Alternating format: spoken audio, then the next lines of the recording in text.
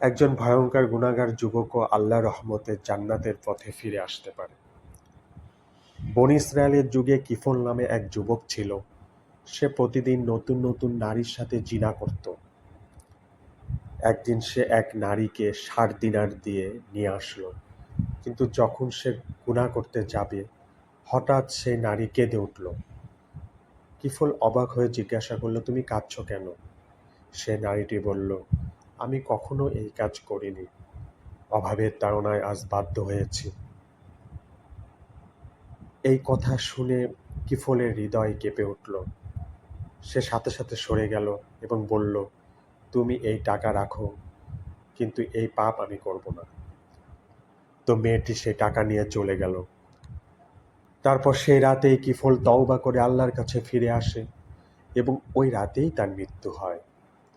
পরদিন মানুষ দেখে তার দরজায় লেখা, আল্লাহ কিফলকে ক্ষমা করে দিয়েছে।